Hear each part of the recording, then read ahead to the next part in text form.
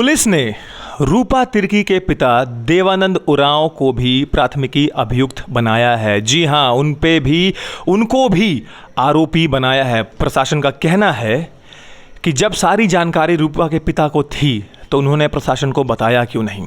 नमस्कार, मैं हूं विशाल कुमार पांडे और आप देख रहे हैं स्वदेश वाणी। रूपा तिर्की के मौत से कुछ दिन पहले जो भी टेक्स्ट मैसेजेस शेयर हुए उनके कनौजिया के साथ, रूपा तिर्की का उनकी बहन के साथ, या जो भी बातें हुई रूपा तिर्की और कनौजिया के बीच में, रूपा तिर्की और उनके पिता के बीच में, उनके पिता और एसके कनौजिया के बीच में, वो सारा चीज़, अगर सारा मसला आप देखिएगा तो कहीं ना कहीं दो चार सवाल ऐसे खड़े करते हैं जो आप भी सोचते होंगे।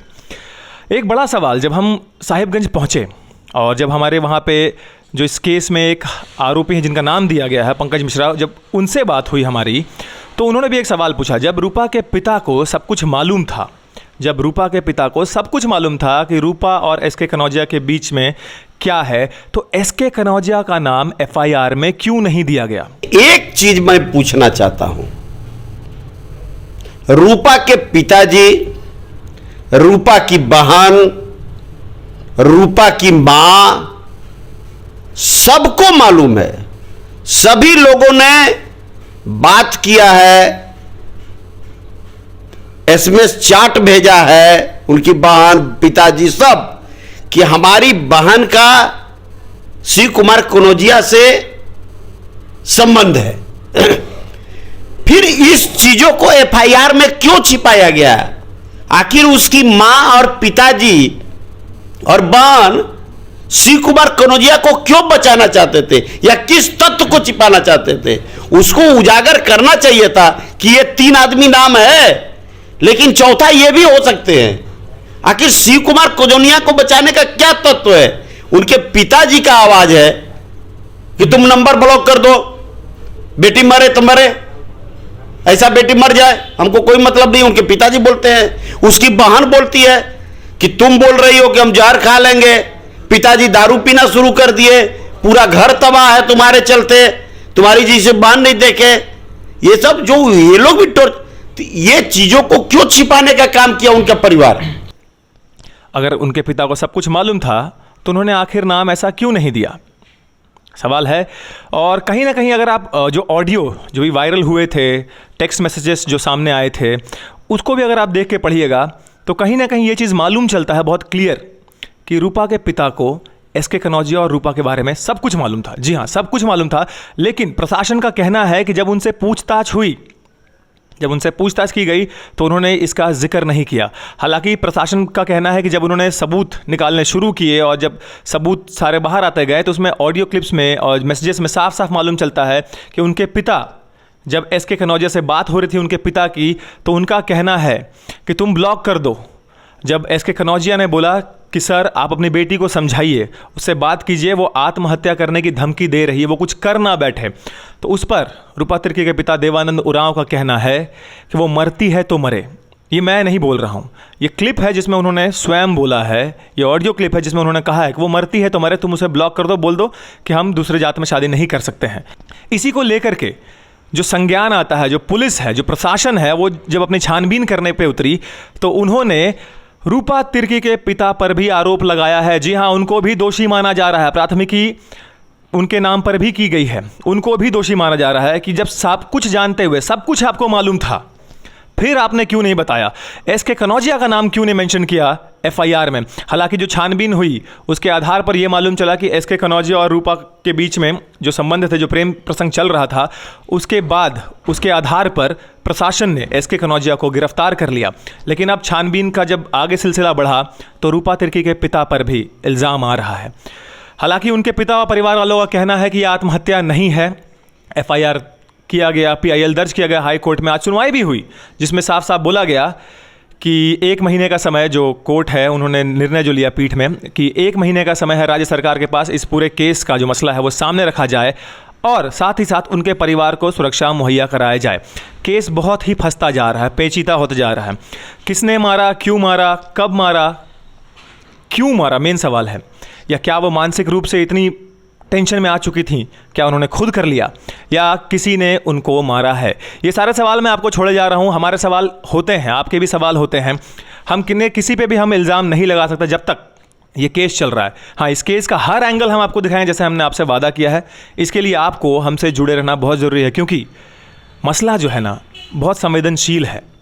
इतना संवेदनशील है कि टेक्स्ट मैसेजेस की अगर मैं बात करूं, जो टेक्स्ट मैसेजेस बाहर आए थे, come fast I am dying, last जो मैसेज था इसके कनौजिया को जो किया गया था रूपा तिर्की के द्वारा कि come fast I am dying, no you can't block me, तो मुझे ब्लॉक नहीं कर सकते हो।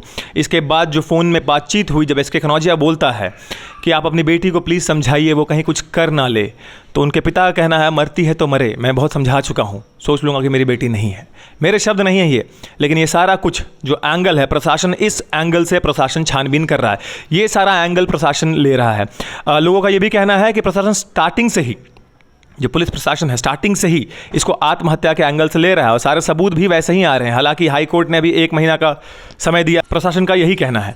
आइए ले चलते हैं आपको उस ऑडियो और उस मैसेजेस की तरफ जो कहीं ना कहीं ये दर्शाते हैं कि उनके पिता को शायद सब कुछ पता था और उन्होंने प्रशासन से कुछ नहीं बोला।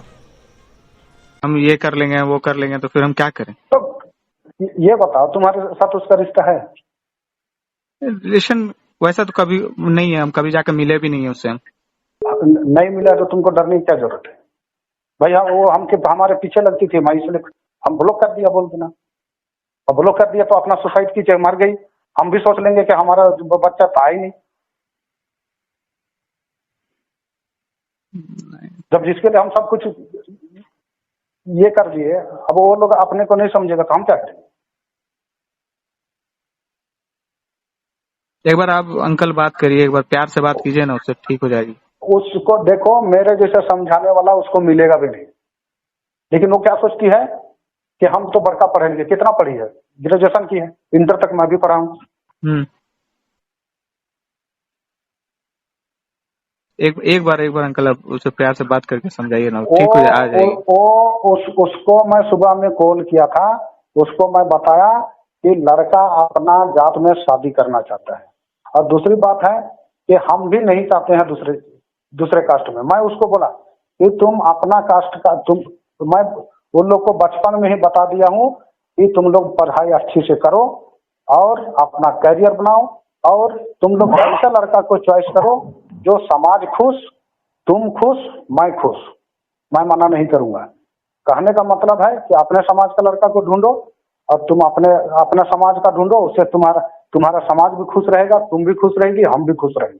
तो हम मना नहीं करेंगे, चाहे वो लंगड़ा रहे, लुल्ला रहे, गरीब रहे, अमीर रहे, कुछ भी रहे, लेकिन तुम लोग का खुशी रहेगा, लेकिन अपना कास्ट में होना चाहिए।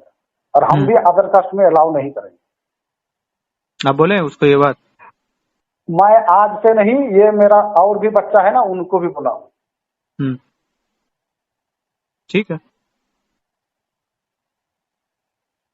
ठीक। और इसको पिछले साल में जब बिहार इलेक्शन में था, उसी टाइम वो क्लियर तो नहीं बताई थी, लेकिन वो हमको इनडायरेक्ट में बोली थी। मैं बोला अदर कास्ट में मेरा नहीं होगा। तब बोली नहीं बाबा ऐसा है, ऐसा। बोला हमको सिखाने की जरूरत नहीं है।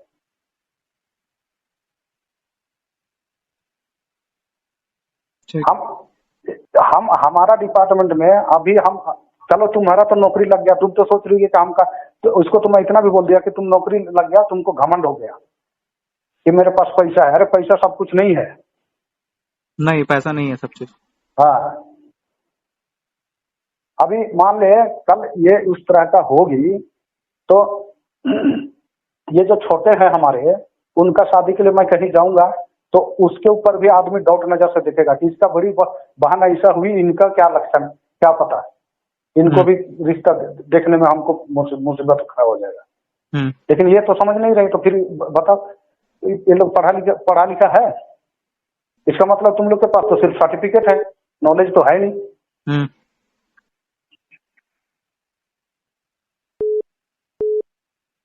नहीं, बात सही बोल रहे हैं आप।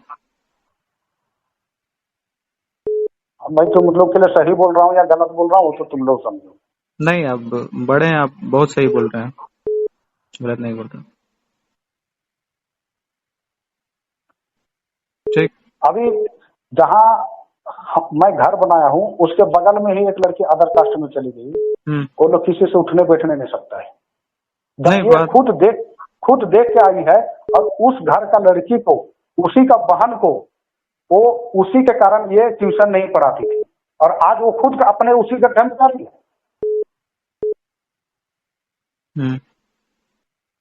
नहीं, इसका घर का लड़की लोग का लक्षण ठीक नहीं है, इसके कारण हमारा दूसरे स्टूडेंट लोग खराब होगा बोल करके उसको छुड़वाई, और आज फिर वो खुद अपने उस गड्ढा में जा रही है। क्यों नहीं जाएगी अंकल, वो नहीं जाएगी। आप एक बार उससे बात करते रहिए ना। अरे बात करेगी तब ना, उसको इस तरह का बात बोलेंगे तो नहीं, उसको सुनिए ना, फोन नंबर ब्लॉक कर देती है। सुनिए ना उस आज सुबह में भी मैं बोला तो बोली पापा हमको फोन मत कीजिए। नहीं तो अब उससे बहुत प्यार से बात कीजिए ना, बोले कि बेटी तुम अरे देखो। कितना प्यार से बात करेंगे भाई, उसमें हम छुड़े, उसमें हनी लपेट दूंगा मैं।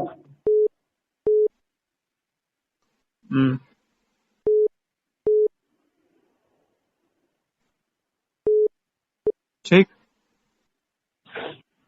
तो उसका नंबर को ब्लॉक कर दो, रिसीव मत करना तुम। ठीक।